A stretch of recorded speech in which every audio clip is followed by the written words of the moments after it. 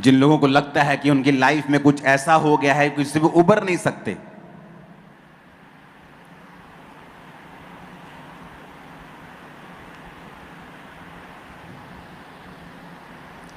वो उस चीज से बाहर नहीं आ सकते। अब 25 आयत में लिखा, जिन वर्षों की उपज अरबे नामक टिड्डियों और यलेक और हसील और गजाम नामक टिड्डियों ने अर्थात मेरे बड़े दल ने जिसको मैंने तुम्हारे बीच भेजा खा ली थी, उसकी हानि मैं तुमको भर दूंगा। यह वचन भी पूरा पढ़ूंगा मैं, लेकिन ध्यान से समझो। परमेश्वर कहता है कि जो हानि मैंने भेजी थी, क्योंकि तुम दूर थे, तुमने तौबा नहीं की थी, तुम परमेश्वर से दूर थे, और परमेश्वर ने कहा जब तुम मेरे पास आओगे, अपने मन को फाड़ोगे, अपने आप उपवास रखोगे, जब तुम तौबा करके मेरे करीब आओगे, तो जो शैतान ने तुम्हारे साथ किया मैं उसकी हानि तुम्हें भर दूंगा। वो डिप्रेशन जिससे आप कभी निकल नहीं सकते थे, चाहे वो जितनी मर्जी बड़ी घटना के कारण क्यों नहीं हुआ हो, परमेश्वर आपको निकालने जा रहे हैं उससे।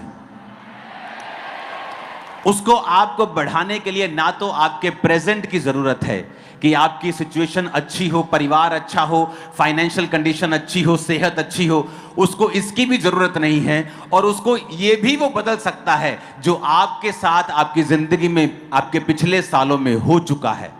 बुरी घटनाएं, divorce, accidents, business failures, setbacks, निराशाएं, रिजेक्शंस, वो कुछ भी हो सकता है। लेकिन परमेश्वर ने कहा मैं उन सब से तुमको उबार दूंगा और तुमको खड़ा कर दूंगा। ऐसा कोई नहीं कर सकता, ऐसा कोई नहीं कर सकता कि तुम्हारे पास्ट से भी, तुम्हारे बीते कल से भी तुम्हें वो आजाद कर दे और तुम्हें नया आदमी बना दे। हालेलुया। योएल नबी की पुस्तक 2 उसकी 12 आयत में लिखा है, हम अब पूरा वचन पढ़ेंगे, क्वायर के साथ हम मिलकर यह वचन पढ़ेंगे। तो भी यहोवा की यह वाणी है कि अभी भी सुनो और उपवास के साथ रोते पीटते अपने पूरे मन से फिरकर मेरे पास आओ। मैं 1 2 3 पढ़ूंगा, आज चर्च के साथ पढ़ते हैं। 1 2 3 सब पढ़ेंगे।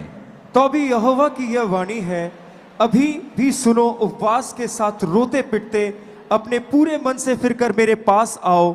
अपने वस्त्र नहीं, अपने मन ही को फाड़कर अपने परमेश्वर यहोवा की ओर फिरो, क्योंकि वह अनुग्रहकारी, दयालु, विलंब से क्रोध करने वाला, करुणाकारी, दयालु, विलंब से क्रोध करने वाला, करुणा निधान और दुख देकर पछताने हारा है। उसने कहा अपने मन को फाड़कर परमेश्वर के सामने आओ, क्योंकि वो अनुग्रहकारी और विलंब से क्रोध करने वाला है। 17 आयत में लिखा है, याजक जो यहोवा के टहलुए हैं आंगन और वेदी के बीच में रोकर कहें अपनी प्रजा पर तरस खा। हालेलुया। 21 आयत में लिखा है, देश तू मत डर, तू मगन हो, तू आनंद कर, क्योंकि यहोवा ने बड़े बड़े काम किए हैं। हे मैदान के पशुओं मत डरो, क्योंकि जंगल में चराई होगी, वृक्ष फलने लगेंगे, अंजीर का वृक्ष दाखलता अपना बल दिखाने लगेगी। हे सैयोन के लोगों, अपने परमेश्वर यहोवा के कारण मगन हो और आनंद करो, क्योंकि तुम्हारे लिए वह वर्षा अर्थात बरसात की पहली वर्षा बहुतायत से देगा और पहले के समान अगली और पिछली को भी बरसाएगा। तब खलिहान अन्न से भर जाएंगे, रस कुंड नए दाख मधु ताजे तेल से उमड़ेंगे। जिन वर्षों की उपज अरबे नामक टिड्डियों, यलेक, हसील और गजाम नामक टिड्डियों ने अर्थात मेरे बड़े दल ने जिसको मैंने तुम्हारे बीच भेजा खा ली थी, उसकी हानि मैं तुम्हें भर दूंगा। तुम पेट भर खाओगे और तृप्त होवोगे और अपने परमेश्वर यहोवा के नाम की स्तुति करोगे, जिसने तुम्हारे लिए आश्चर्य के काम किए हैं। मेरी प्रजा की आशा फिर ना टूटेगी। सब बोलो आमीन। और फिर वो कहता है कि उन बातों के बाद मैं सब प्राणियों के ऊपर अपना आत्मा उंडेल दूंगा।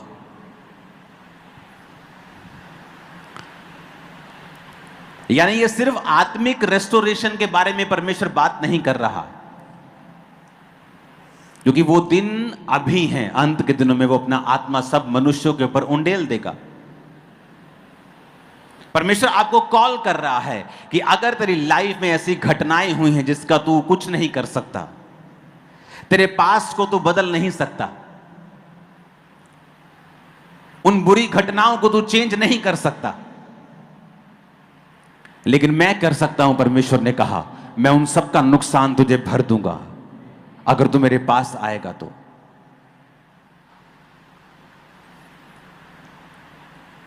आज जब एक रिजेक्शन किसी को मिलती है तो वो सारी उम्र कड़वा रहता है कि फलाने व्यक्ति ने, फलानी औरत ने, फलाने आदमी ने मुझे डाइवोर्स दे दिया, और वो सारी उम्र उसके लिए कड़वा रहता है। फलाने मेरे भाई ने मुझे धोखा दे दिया, और सारी उम्र उस कड़वाहट के साथ वो अपने आप को बीमार करके जीता है। लेकिन परमेश्वर का एक वायदा है कि जब तुम यीशु मसीह की ओर आओगे, वो तुम्हारे पास्ट को भी हील कर देगा। ऐसी किसी के पास ताकत नहीं है जो यीशु मसीह के पास है। इसलिए बाइबल कहते जब यूसुफ अपने भाइयों से मिला तो उसने कहा, जो तुमने मेरे साथ पास्ट में किया मैं उसे भूल जाता हूं। और परमेश्वर ने उनके रिलेशनशिप को रिस्टोर करके उसके भाइयों के साथ फिर उसका मेल मिलाप करवा दिया। उत्पत्ति 26 उसकी 1 से 14 आयत में जब आप पढ़ेंगे, आपको इजहाक का जिक्र मिलता है, और वचन कहता है कि उस देश में अकाल पड़ा, और वो पहले अकाल से अलग था जो अब्राहम के दिनों में पड़ा था। इसलिए इजहाक गरार को पलिश्तियों के राजा अबीमेलेक के पास गया। वहां यहोवा ने उसको दर्शन देके कहा, मिस्र में मत जा, जो देश में तुझे बताऊं उसी में रहे। तू इसी देश में रहे और मैं तेरे संग रहूंगा, तुझे आशीष दूंगा, और जो शपथ तेरे पिता से मैंने खाई थी उसको पूरा करूंगा। अब देश में क्या है? अकाल है। लेकिन परमेश्वर का वचन अब इजहाक को कहता है, तू कहीं मत जाना, तू कहीं भी मत जाना, मैं तेरे संग रहूंगा। और अगर आप इसकी पूरी स्टोरी को पढ़ेंगे तो आपको बड़ी हैरानी होगी इस स्टोरी को पढ़ के कि जब जहां इजहाक रहता था उसने ये नहीं बताया था कि मेरी पत्नी है, क्योंकि लोग उसकी पत्नी को ले लेते। लेकिन उसने परमेश्वर की आवाज के ऊपर भरोसा किया और अपनी जान की भी परवाह नहीं की। और वचन कहता है वो उसी देश में जब उसने बोना शुरू किया तो उसकी फसल 100 गुना फल लेके आ रही थी, जबकि बाकी लोग प्यासे मर रहे थे, अकाल से मर रहे थे। इजहाक की गाय, बैल, भेड़, बकरियां, लैंड, पैसा, जमीन, सारा कुछ परमेश्वर 100 गुना तेजी के साथ आशीषित कर रहे थे। इजहाक घबराया नहीं कि यहां पे मेरी पत्नी को कोई देख लेगा या मुझे मार के मेरी पत्नी ले लेगा। उसने भरोसा किया परमेश्वर के वचन के ऊपर। आप रिस्क नहीं ले सकते। आपको डर लगता है आपके रिश्तेदारों से, डर लगता है समाज से, डर लगता है परिवार से, तो आप परमेश्वर की आशीष के काबिल भी फिर नहीं हैं। क्योंकि अगर आपको परमेश्वर की आशीष लेनी है तो आपको निडर होके, आपको एकदम से परमेश्वर की ओर देखना पड़ेगा और अपना उद्धारकर्ता उसे मानकर, अपना सोता उसे मानकर उसी का पीछा आपको करना पड़ेगा। इजहाक कह सकता है, परमेश्वर तू मुझे क्यों इस देश में रख रहा है? अच्छे किसी देश में भेज जहां मुझे मेरी जान का खतरा ना हो, मेरी वाइफ को खोने का खतरा ना हो, जहां पर कोई अकाल ना हो। लेकिन परमेश्वर ने कहा मैं तुझे इसी देश में आशीष दूंगा और बरकत दूंगा। और वचन कहता है राजा के दिल में परमेश्वर ने उसके लिए रहम डाला, राजा ने भी उसके लिए बरकत दी, परमेश्वर ने भी उसको बरकत दी। और बावजूद इसके कि आसपास सब अकाल था, परमेश्वर ने इजहाक को 100 गुना फल दिया। आज जब आप फैसला कर लेंगे परमेश्वर की आवाज को सुनकर उसका पीछा करने का, किसी से घबराने का नहीं, किसी के और देखने का नहीं, और सिर्फ प्रभु की ओर देखने का, आज के बाद आपका पास्ट हील होगा और 100 गुना फसल, 100 गुना फल अपनी लाइफ में, अपने बिजनेस में, अपने परिवारों में, अपनी योजनाओं में आप पाने वाले हैं यीशु मसीह के नाम में। मैं आपको बता सकता हूं, कोई मायने नहीं करता अकाल आपके देश में, आपके काम में, आपके बिजनेस में कितना बड़ा है। मायने ये रखता है कि क्या आप लोग परमेश्वर की आवाज को सुन पा रहे हैं या नहीं। हालेलुया। आज तेल के झगड़े चल रहे सब तरफ। इंडिया को धमकाया जा रहा है कि तेल तुम अगर लोगे रशिया से, क्योंकि वो सस्ता बेचता है, तो हम तुमको 50% टैक्स लगाएंगे एक्स्ट्रा। और लोगों को शायद लगता होगा कि तेल की वजह से देश अमीर हैं, लेकिन ऐसा नहीं है। अब मैं आपको एग्जाम्पल देता हूं कि प्रॉब्लम आपका आसपास नहीं है, प्रॉब्लम आपका माइंड सेट है, यहां पर प्रॉब्लम है। प्रॉब्लम गरीबी नहीं है, आपका आसपास नहीं है, आप जिस देश में रहते हैं वहां की मंदी या वहां का तेजपन नहीं है। प्रॉब्लम यहां पे है। जब यहां सॉर्ट आउट हो गया, जब स्पिरिट में हमने एक चीज कैच कर ली, आप अनस्टॉपेबल होंगे, कोई आपको रोक नहीं पाएगा।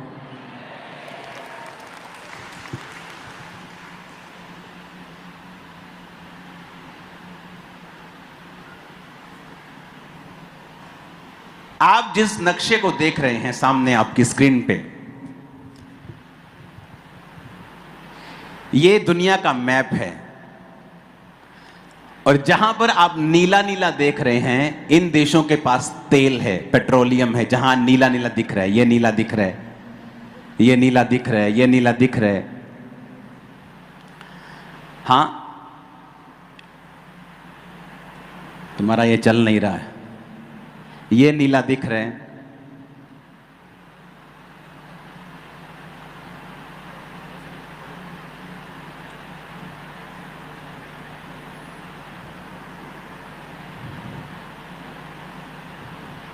पिक्चर आएगी क्या? मैं ऐसे ही करना है।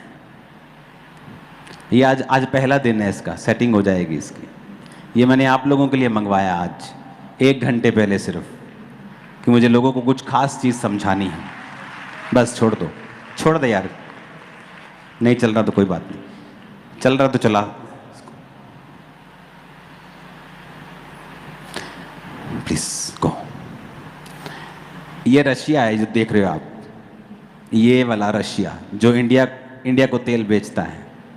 ओके, ये मिडल ईस्ट है, जहां पे दुबई है, सऊदी अरब है, जहां तेल है। ये कनाडा, अमेरिका, ये सब वो देश हैं जहां पर भी तेल की प्रेजेंस है। तो पूरा स्क्रीन दिखा लड़के, हाँ ठीक है। हमें ये लगता है कि इन देशों के पास बहुत तेल है, लेकिन क्या आपको मालूम है कि इन सबसे ज्यादा किस देश के पास तेल है? वो है वेनेजुएला। वो जो ये देश है, इसको जूम करना, वेनेजुएला। ये जो देश देख रहे हो, आपने सुना भी नहीं, कई लोगों ने होगा इसके बारे में। पूरी दुनिया का 18% यानी 5वां हिस्सा तेल जो पेट्रोलियम है, जहां से पेट्रोल बनता है, डीजल बनता है, मिट्टी का तेल, ये वो सब चीजें बनती हैं, ये यहां से ये इसके पास है। ये पूरी दुनिया का 18%, 18% तेल इसके पास है। लेकिन अगर आप इस देश को चेक करेंगे, वेनेजुएला को, ये दुनिया के सबसे गरीब देशों में आज इसकी गिनती होती है।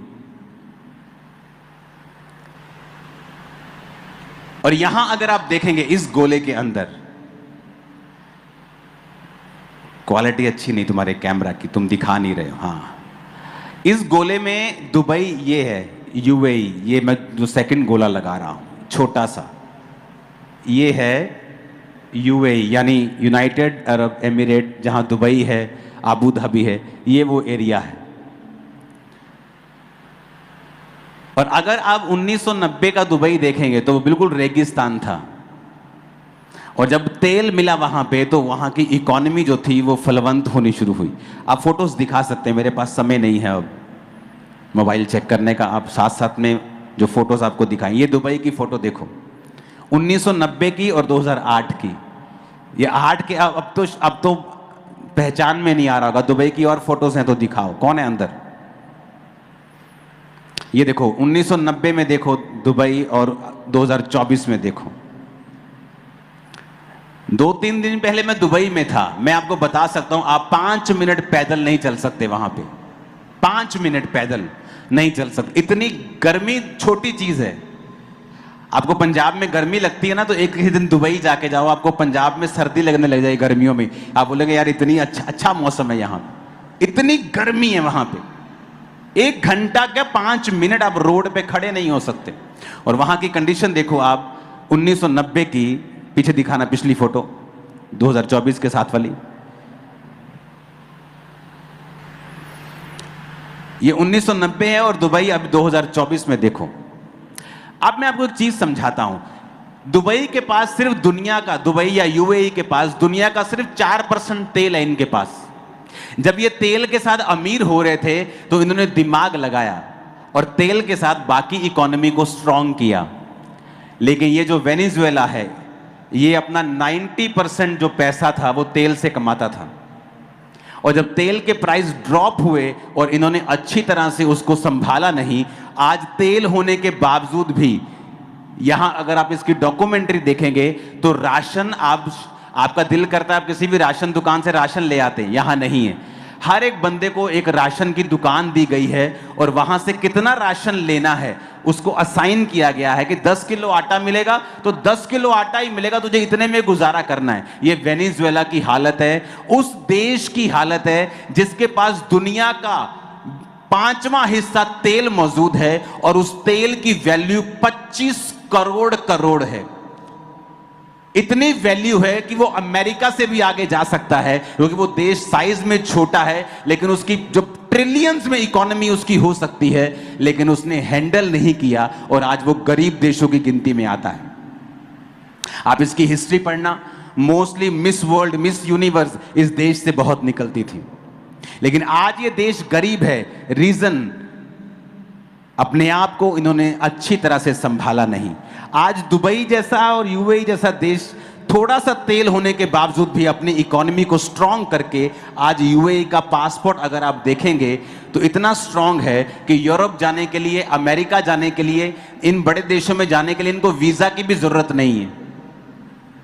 अगर आप वहां की पॉपुलेशन देखेंगे, ओरिजिनल तो सिर्फ 11-12 लाख पॉपुलेशन है उनकी, बाकी सारे बाहर के लोग हैं, जो 70-80 लाख बाहर से आए हुए लोग हैं, क्योंकि वो देश रहने के लायक नहीं था। इतना गर्म है कि जब पंखे नहीं थे, एसी नहीं थे, हम इमेजिन कर सकते हैं वहां पे कि लोग क्यों कम थे, क्योंकि वहां पॉपुलेशन कम थी। इंडिया में पॉपुलेशन ज्यादा क्यों है? क्योंकि यहाँ जो लैंड था, जमीन थी, वो उपजाऊ थी, तो लोग जो पुराने समय के थे वो उपजाऊ जमीनों के पास ज्यादा रहा करते थे, और वहां उपजाऊ जमीन नहीं थी इसलिए कम लोग थे। लेकिन आज सारी दुनिया, सारा बॉलीवुड, सारे लोग, सारे सेलिब्रिटी दुबई में जाके सेटल होना चाहते हैं, क्योंकि उन्होंने कुछ हैंडल किया अच्छे से।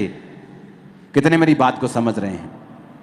अपने पैसे को हैंडल किया, अपने देश में सिस्टम बनाए कि आज हर सेलिब्रिटी दुबई में रहना चाहता है। और ये वेनेजुएला जिसके पास 18% ऑयल है, वो खत्म। एक ही देश है और इतना छोटा, इंडिया का तीसरा चौथा हिस्सा होगा, ये चौथा 5वां हिस्सा, लेकिन आज इतना पुअर है कि उसके लोग राशन भी ले नहीं सकते। अपने पड़ोसी को बोलो, ध्यान से चल, अच्छी तरह चल। आमीन। अब ये चीजें आपको समझने की जरूरत है।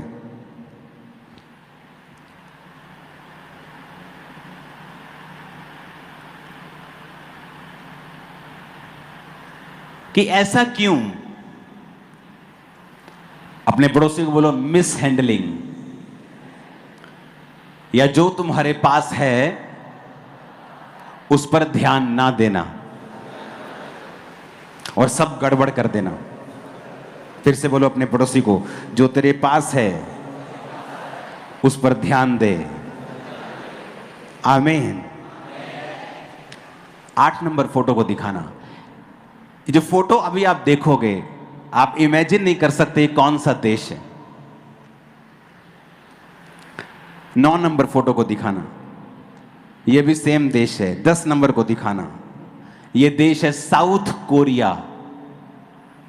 1960 में सबसे गरीब देशों की गिनती में साउथ कोरिया आता था। 11 नंबर पिक्चर दिखाना। आज ये है साउथ कोरिया।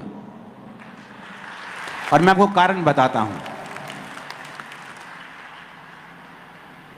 आज साउथ कोरिया का पासपोर्ट, 2 नंबर फोटो को हम देखेंगे, दुनिया का सबसे स्ट्रांग पासपोर्ट सिंगापुर का है और दूसरे नंबर पे साउथ कोरिया का है। अगर साउथ कोरिया के आदमी को यूएस से यूरोप कहीं जाना है तो उनको ईटीए लेना पड़ता है। जस्ट इंटरनेट पे इंफॉर्मेशन अपनी डालनी पड़ती है एम्बेसी को, उनको वीजा लेने की जरूरत नहीं पड़ती।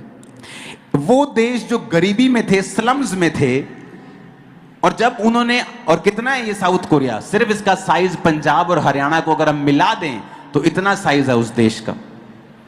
यूएई का, दुबई जो आप दुबई देश बोलते हो वो यूएई है, उसका साइज कितना है, पंजाब से भी छोटा है। इसका मतलब क्या कि आपके पास सब कुछ है वेनेजुएला की तरह, तो भी आप कंडीशन बुरी हो सकती है, लेकिन अगर आपके पास एक्सट्रीम सिचुएशन है, पूरी धूप है, पूरा एक भी पत्ता नहीं उगता, फिर भी आप दुनिया के दूसरे तीसरे नंबर पे आ चुके हैं। कारण क्या? उसी तरह क्रिश्चियंस हैं, उनके पास पावर है, वर्ड ऑफ गॉड है, बाइबल है, कभी खोली नहीं। उनको पता है कि मैं अंगीकार करूंगा तो परमेश्वर मेरे साथ वैसा ही करेगा, कभी अंगीकार नहीं किया।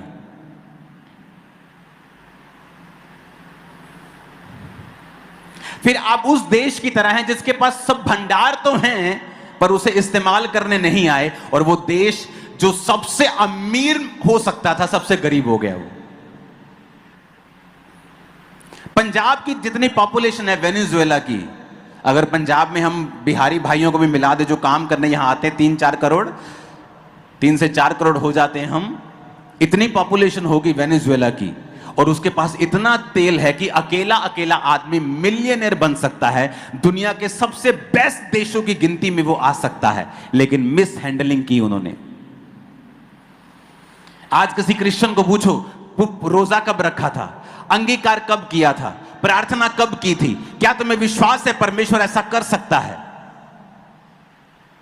वो तेल होने के बावजूद भी गरीब हैं, वेनेजुएला देश की तरह। आत्मा होने के बावजूद भी निराश हैं, क्योंकि उन्होंने वो इस्तेमाल नहीं किया जो परमेश्वर ने उनको दिया है। और दुबई जैसे देशों के पास सिर्फ दुनिया का 4% तेल है, लेकिन उन्होंने उस तेल को यूज किया और इंफ्रास्ट्रक्चर बनाया, टैक्स फ्री करके लोगों को खींचा अपनी ओर, और आज वो दुनिया का बेस्ट देशों की गिनती में आ चुका है। क्यों? उन्होंने अपने तेल को अच्छे से इस्तेमाल किया। क्या आप अपने तेल को अच्छे से इस्तेमाल कर रहे हैं कि नहीं? क्योंकि सबके पास ऑयल है, आप सबके पास है। कोई तो अपने ऑयल को खराब कर रहा है, वो व्हाट्सएप चैटिंग में उस औरत के साथ जिसका तेरा कोई लेना देना नहीं है, और कोई तो अपने ऑयल को यूज कर रहा है और उस ऑयल के साथ वो डिफरेंट चीजों को बना रहा है और सिस्टम एस्टेब्लिश कर रहा है। ऑयल सबके पास है, तेल सबके पास है, क्योंकि वचन कहता है जब तुम मसीह में आते हो, a measure of faith is given unto all, कि एक कटोरा विश्वास का सबको दे दिया जाता है। लंगर खाने बैठते ना हम, ऐसे लंगर खाने बैठते हैं तो बंदा आता है, एक दाल डालता है, एक सबको उतनी दाल मिलती है, और आता है 2-2 3-3 रोटियां देता जाता है, सबको उतनी मिलती है। वैसे ही परमेश्वर के पास जब हम आते हैं तो परमेश्वर ने कहा जब तुम मेरे पास आते हो, ए मेजर ऑफ फेथ, यानी एक विश्वास, जितना मैंने अंकुर नरुला को दिया उतना तुझको दिया, उतना बेनीहीन को दिया, उतना विश्वासी मैंने तेरे को दिया, उतना सिंगर को, सबको उतना ही दिया। अब आगे कैसे हो गया कि कोई बढ़ गया कोई नहीं बढ़ा? परमेश्वर ने कहा उन्होंने अपने विश्वास को इस्तेमाल किया, छोटी छोटी बातों में किया। मेरी फैमिली ने मुझसे फाइट की, मैंने अपनी फैमिली को कुछ देर के लिए छोड़ दिया कि मैं यीशु मसीह को नहीं छोड़ूंगा। आज वो सेवा में है मेरे साथ। तो मैंने अपने विश्वास को इस्तेमाल, उस समय मैं डर सकता था अपने दोस्त की तरह, वो डर के चला गया, दुकान ना छिन जाए, मेरी फैमिली मुझसे दूर ना हो जाए, और सचमुच फैमिली दूर हो गई, मर गए सारे जवानी में ही। परमेश्वर ने कहा जो तुम मेरे लिए छोड़ेगा वो तू पाएगा, जो तुम मुझे छोड़ के पाना चाहेगा तू गवाएगा। हमें सब तो बताया है परमेश्वर ने।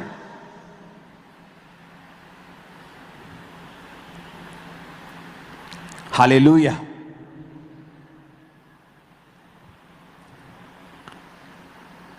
वेनेजुएला के पास इतना तेल है कि अगर उसके ढेर लगा दो पैसे के तो बड़े बड़े देशों को झुका देगा वो, इतना तेल है उसके पास। और ये नहीं कि तेल है तो अभी खत्म हो गया, अभी यूज नहीं किया तो किसी और ने, अभी भी है उनकी जमीन में। जाओ पढ़ लेना इसके बारे में। ये है वेनेजुएला, ये देश। आज यहां पे रोटी नहीं खा सकते लोग, रोटी खानी मुश्किल है आज।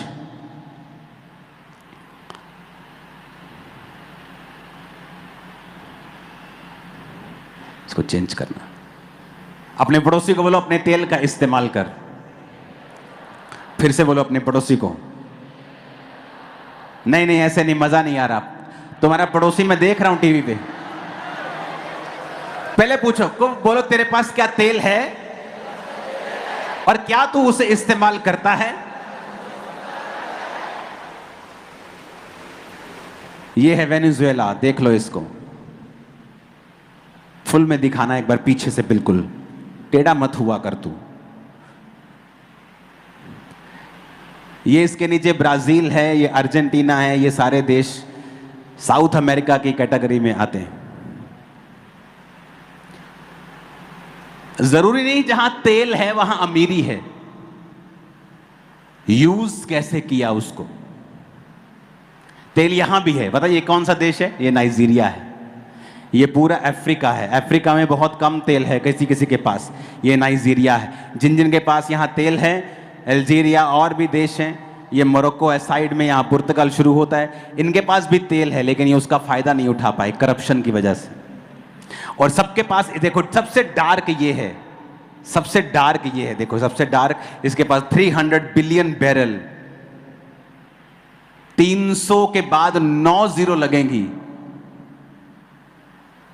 और एक बैरल $100 का भी अगर आप लगाओ, 70, 80, 100 का भी लगाओ, तो आप लगा लो 25 करोड़। इतना पैसा है कि सारा खत्म कर देंगे। पूरी दुनिया का राशन खरीद के दुनिया के टॉप पे, सिर पे जाके बैठ सकते हैं, लेकिन कुछ नहीं कर पा रहे। और ये रशिया जिसको हम बोलते हैं बहुत तेल है, बहुत तेल है, रशिया के पास ज्यादा तेल नहीं है। कनाडा के पास ज्यादा तेल है, यूए इधर सऊदी अरेबिया में ज्यादा तेल है। लेकिन क्या तुम अपने तेल को यूज करते हो कि नहीं? बात ये है, तुमने अपने तेल का किया क्या? किसी ने तो अपने तेल को अब्यूज किया और उसे बाद में उसका असर हुआ। और किसी ने अपने अनॉइंटिंग को, तेल को बड़े तरीके से इस्तेमाल किया और उससे उसने चीजों को स्थापित किया। आज वो यूएई दुनिया का टॉप देश बन चुका है। पासपोर्ट उसका नंबर 2, नंबर 3 पे आ जाएगा। इस लेवल का वो जा रहा है।